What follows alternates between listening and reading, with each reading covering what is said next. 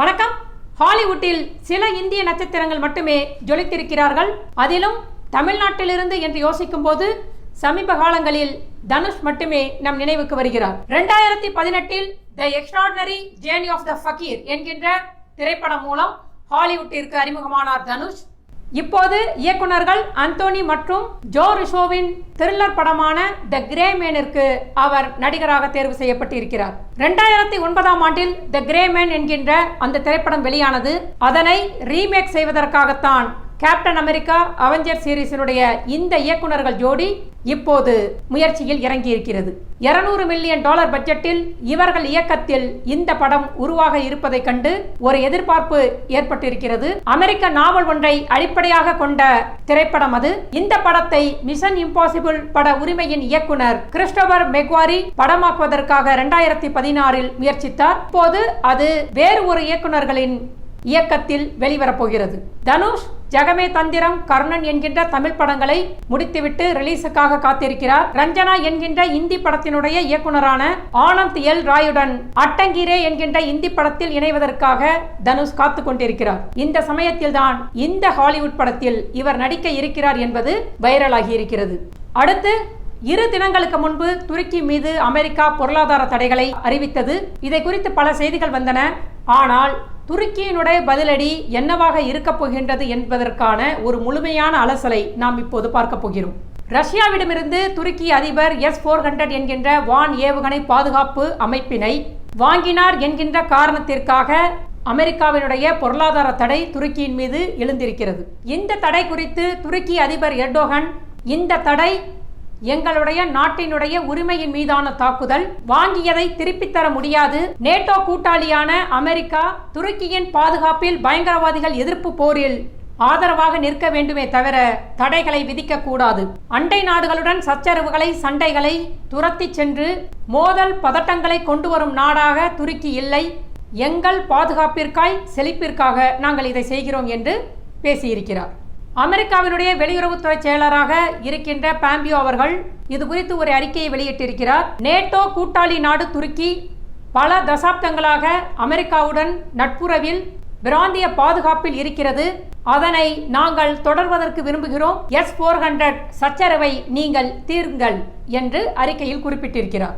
Patriot மிசைல்களை America தர மறுத்ததின் காரணமாகத்தான் S-400 நாங்கள் வாங்கினோம் என்று துருக்கி தெரிவித்திருக்கிறது.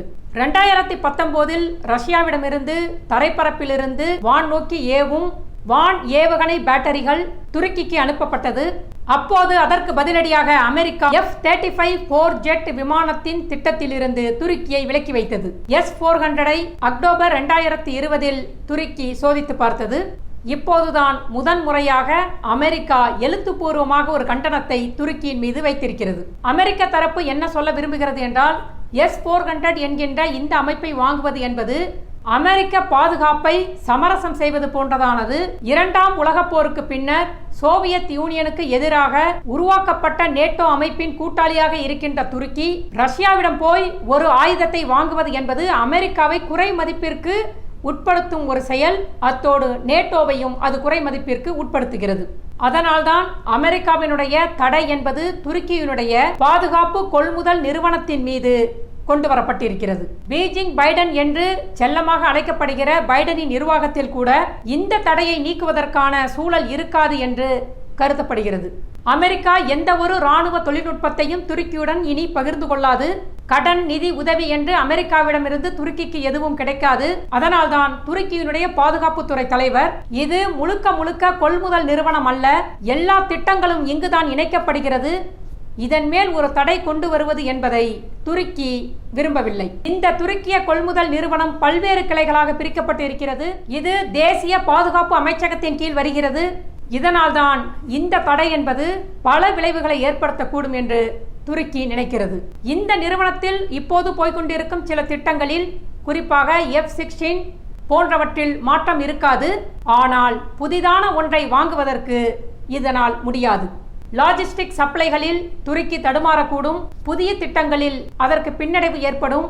துருக்கியினுடைய ஃபைட்டர் ஜெட் திட்டம் பாதிக்கப்படும்.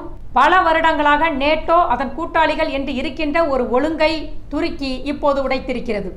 இது நேட்டோ கூட்டணிக்கு நல்லதல்ல.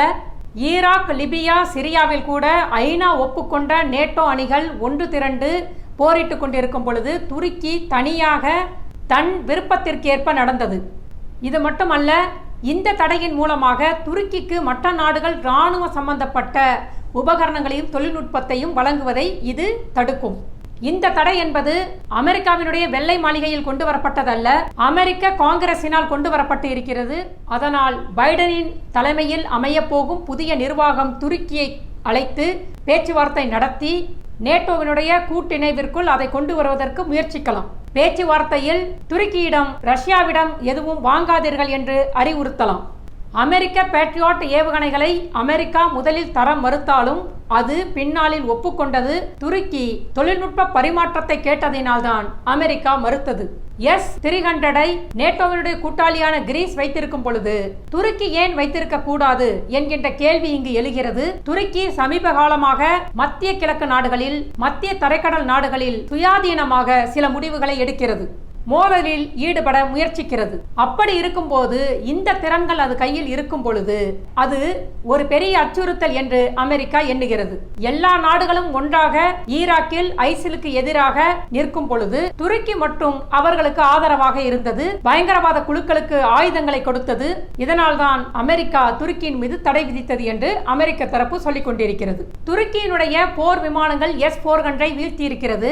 அப்படிப்பட்ட ஒரு பலகீனமான அமைப்பை துருக்கி எதற்காக வாங்க வேண்டும் என்று யோசிக்கும் பொழுது அங்குதான் துருக்கியினுடைய புவிசார் அரசியல் வருகிறது. இது துருக்கியினுடைய தொழில்நுட்ப தேர்வு அல்ல, புவிசார் அரசியல் தேர்வு என்கிறார்கள் அரசியல் வல்லுநர்கள். மத்திய கிழக்கு மற்றும் வடக்கு ஆப்பிரிக்காவில் ஒபாமா மற்றும் ட்ரம்பினுடைய நிர்வாகம் கொஞ்சம் தள்ளி பின்னே வந்தது. அந்த வாய்ப்பை பயன்படுத்தி துருக்கியும் ரஷ்யாவும் தன்னுடைய அரசியல் செல்வாக்கை விரிவுபடுத்துவதற்காக இந்த பிராந்தியங்களில் உள்ளே வந்தது. நேட்டோவும் ஐரோப்பிய யூனியனும் துருக்கியை ஒதுக்கும் போது இயல்பாகவே துருக்கி சீனத்தினையும் ரஷ்யாவையும் நோக்கி நெருங்குவதற்கான சூழல் இங்கு எழுந்திருக்கிறது. இதனால் துருக்கியை பைடன் நிர்வாகம் எப்படியும் அழைத்து பேசி சமரசப்படுத்தி ஒரு உடன்படிக்கைக்கு கொண்டு வரும் என்பது அமெரிக்க அரசியல் வல்லுநர்களின் கணிப்பு. ஆனால் துருக்கி பதிலடியாக என்ன செய்யும் என்றால், அமெரிக்காவை விட ரஷ்யாவே மேல் என்று ரஷ்யாவுடன் இன்னும் நெருங்கலாம். நேட்டோ அமைப்பினுடைய சில ரகசியங்களை ரஷ்யாவிற்கு கொடுக்கவும் அது நினைக்கலாம். இரண்டாவது, அமெரிக்காவினுடைய இந்த தடையால் துருக்கிய வான்படைக்கு தான் மிகப்பெரிய விளைவுகள் ஏற்பட்டு இருக்கிறது. துருக்கியினுடைய பெரும்பான்மையான விமானப்படை, அதன் எரிபொருள் நிரப்பும் டேங்கர்கள், போக்குவரத்து விமானங்கள், ஆரம்ப எச்சரிக்கை விமானங்கள் என்ற அனைத்துமே அமெரிக்காவிடமிருந்து வாங்கப்பட்டதுதான். செயல்பாட்டில் இருக்கின்ற விமானப்படைக்கு பராமரிப்பு, உதிரி பாகங்கள், மறு ஆயுதங்கள் தேவை. ஆனால் இப்போது அமெரிக்கா கொடுக்குமா என்றால் கொடுக்காது என்று திட்டவட்டமாக தெரிகிறது. இந்த சூழ்நிலையில் தடை அதை உடை என்று துருக்கி எப்போதெல்லாம் தடை வருகிறதோ அப்போதெல்லாம் தன்னுடைய உள்நாட்டு இராணுவ உற்பத்தியை அதிகரிக்கும், புதிதாக கண்டுபிடிக்க முனையும். அதே போல இப்போது தன்னுடைய இராணுவ தளவாடங்களை, குறிப்பாக சொந்த உள்நாட்டு ஆயுத உற்பத்தியை துருக்கி பலப்படுத்தும் வரை தற்போது அதற்கு ஆதரவாக தேவைப்படுவது ரஷ்யா. துருக்கியின் எதிர்கால தேவைகளில் பாதுகாப்பு பற்றாக்குறைக்கு உதவக்கூடிய ஒரே ஆளாக இப்போது துருக்கியின் பக்கம் நிற்பது ரஷ்யா தான். துருக்கி தன் மேம்படுத்தப்பட்ட உள்நாட்டு போர் விமானங்களை சொந்த வடிவமைப்புகளில் உருவாக்கி அதனை பயன்பாட்டுக்கு கொண்டு வரும் வரை ரஷ்யாவின் பக்கம் அது செல்வதற்கு பெரும் வாய்ப்பாக இருக்கிறது. இது அமெரிக்காவினுடைய பொருளாதார தடைக்கு துருக்கி தரக்கூடிய ஒரு பதிலடியாக இருக்கும். அத்துடன் நேட்டோ கூட்டணியை இது பலவீனப்படுத்தும். இதனால் பீஜிங் பைடன் நிச்சயமாக துருக்கியை அழைத்து பேச்சுவார்த்தையில் ஈடுபடுவார் என்று அரசியல் வட்டாரங்கள் தெரிவிக்கின்றன. மீண்டும் அடுத்த பதிவில் சந்திப்போம். சப்ஸ்கிரைப் பண்ணுங்க, ஷேர் பண்ணுங்க, உங்களுடைய கருத்துக்களை பதிவு செய்யுங்கள். நன்றி.